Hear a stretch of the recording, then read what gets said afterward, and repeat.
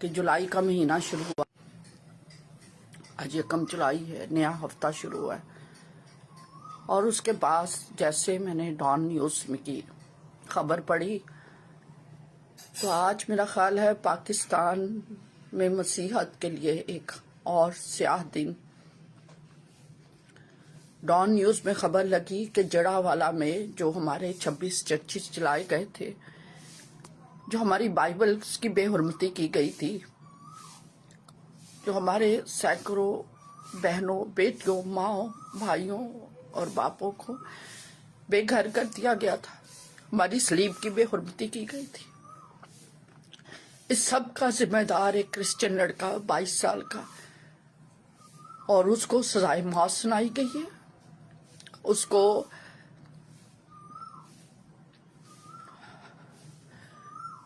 $8 لاکھ کا جرمانہ کیا گیا ہے اور 10 یا 12 سال اس کو جیل کی سزا سنائی گئی ہے. یہ میرا خیال ہے کہ مسیحوں کے اوپر ایک اتنا بڑا تمانچہ ہے، ہمارے منہ کے اوپر. ہماری بائبلیں جلی، ہمارے گھر جلے، ہماری عبادت گاہیں جلی، ہماری صلیب کی بے حرمتی ہوئی، کلام پاک کو بے حرمت کیا گیا، اور ہمارے ہی نوجوان کو، 22 سال کے نوجوان کو پک کیا گیا اور اس کے اوپر ساہیوال سے اینٹی ٹیررزم کورٹ میں اس پر سزائے موت کا حکم سنا دیا گیا. السلام علیکم ورحمۃ اللہ وبرکاتہ. یہ جو چھوٹی سی ایک آپ نے بھی کلپ دیکھی، اس حوالے سے بات کرنا چاہوں گا. تمام انسانوں کو اللہ تعالیٰ نے پیدا کیا اور اللہ تعالیٰ نے کچھ انسانیت کی حدود قائم کی. قرآن میں اللہ تعالیٰ کہتا ہے وَمَن يَتَعَدَّ حُدُودَ اللَّهِ فَأُولَٰئِكَ هُمُ الظَّالِمُونَ، یعنی جو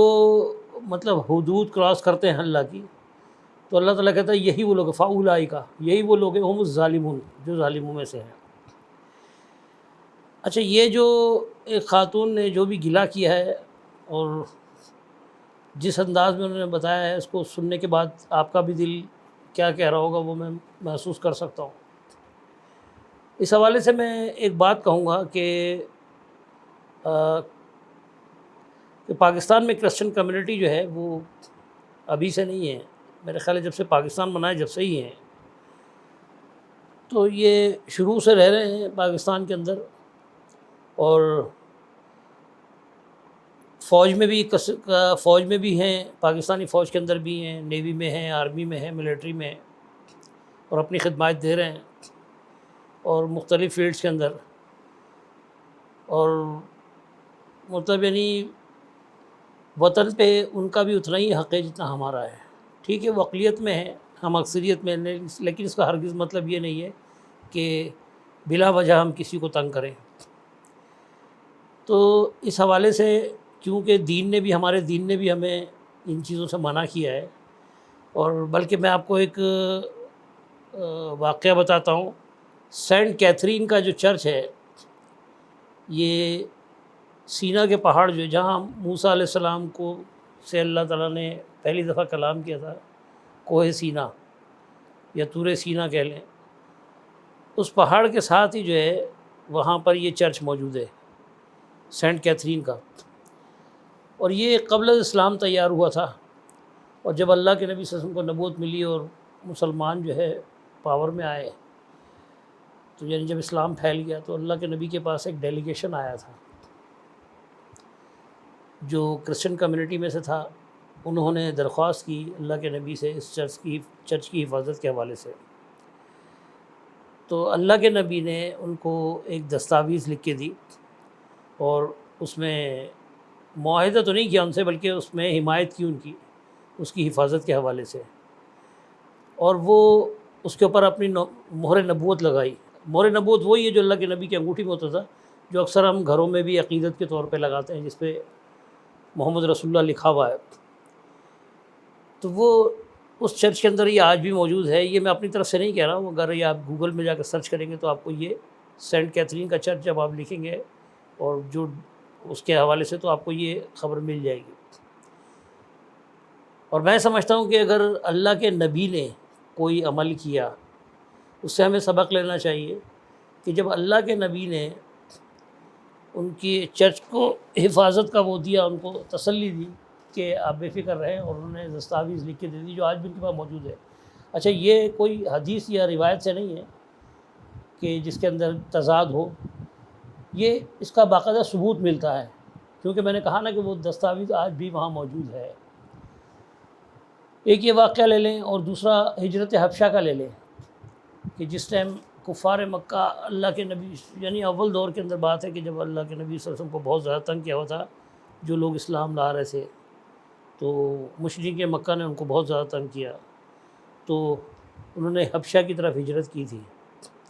تو وہاں کا جو بادشاہ تھا نجاشی، وہ بھی کرسچن تھا اور جس نے ان کو پناہ دی تھی۔ تو یہ دو واقعات میں سمجھتا ہوں مسلمانوں کی تاریخ کے اندر بڑے اہم ہیں۔ تو اللہ کے نبی نے یقین کو وہاں سے ہجرت کا حکم دیا تھا کہ وہاں جائیں، تو انسانیت کا درجہ بہت بڑا ہوتا ہے، اور کرسچن کمیونٹی سے اس کا مطلب یہ ہے کہ ہمارا ابھی سے نہیں، شروع سے تعلق چلا آ رہا ہے پیچھے سے، اور کہیں بھی ایسا نہیں ہے کہ، اور اگر آپ کو عقائد کے اندر کچھ ہے بھی مسئلہ، تو آپ اس کا طریقہ ہوتا ہے دعوت دینا۔ اس کا طریقہ یہ نہیں ہوتا کہ کسی کے ساتھ جو ہے نا مطلب مار پٹائی کر دی جائے یا ان کو نقصان پہنچایا جائے۔ جہاں تک عقائد کا تعلق ہے، تو عقائد کی بنیاد ہمیشہ نفرت پہ ہی ہوتی ہے، اور اس سے نفرت ہی پھیلتی ہے۔ اس کی مثال لے لیں کہ اگر آپ اپنے دین میں ہی دیکھ لیں، تو یہ عقائد کی وجہ سے آج کتنے ٹکڑے ہو گئے، اور کوئی بھی ایک دوسرے کو حق پہ ماننے کے لیے تیار نہیں ہے، جبکہ ایک ہی کلام پڑھتے ہیں اور ایک ہی اللہ کو مانتے ہیں، اور سب نماز بھی پڑھتے ہیں، اس کے باوجود بھی اختلاف پایا جاتا ہے۔ تو یہ جو نفرت کا جو عمل ہوتا ہے، یہ ہمیشہ دور کرتا ہے، قریب نہیں کرتا۔ یعنی گھر میں بھی اگر نفرت ہو جائے تو گھر بھی ٹوٹ جاتا ہے۔ پھر میرا خیال ہے کہ ابھی جولائی کا مہینہ ہے، جون کے مہینے میں شروع میں نے ایک پروگرام کیا تھا سرگودا کے حوالے سے، کہ سرگودا میں جو ہوا تھا، لیکن یہ جو خاتون ہیں، انہوں نے جو واقعہ بتایا ہے، انہوں نے یہ بتایا، یہ فیصل آباد کی طرف کا کہیں کا بتایا، جڑاں والا کا بتایا انہوں نے کہ جڑاں والا میں ہوا ہے، تو اس کے جو فیصلہ ہے اس کے اوپر انہوں نے بات کی تھی۔ تو بہرحال اس پہ بھی میں نے دکھ کا اظہار کر دیا تھا، اور اسی طرح سے ہمیں بہرحال ان چیزوں سے بچنا چاہیے کہ میں ان لوگوں کو خاص طور پہ مخاطب کر رہا ہوں جو کہ مسلمان ہیں، ہمارے مسلمان بھائی جو ہیں، یہ عقائد کی بنیاد پہ جب اتنا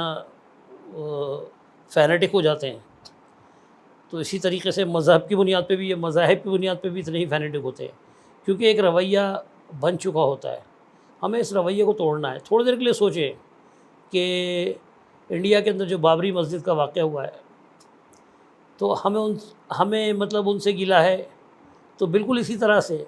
اگر ہم کسی کی عبادت گاہوں کو نقصان پہنچاتے ہیں تو ان کا بھی حق ہے کہ وہ گلہ کریں آپ سے۔ اب یہ جو انسانیت کا معاملہ ہے، کہ میں تو کہتا ہوں کہ انسانیت کا معاملہ جو ہے مذہب سے بھی افضل ہوتا ہے، انسانیت جو ہے مذہب سے افضل ہوتی ہے۔ اس کی ایک چھوٹی مثال لے لیں، آج فلسطین کے اندر جو کچھ ہو رہا ہے، ٹھیک ہے، غیر انسانی عمل ہے نا، تو اس کے اوپر پوری دنیا میں آواز اٹھی ہے، صرف یہی نہیں کہ مسلمان ممالک،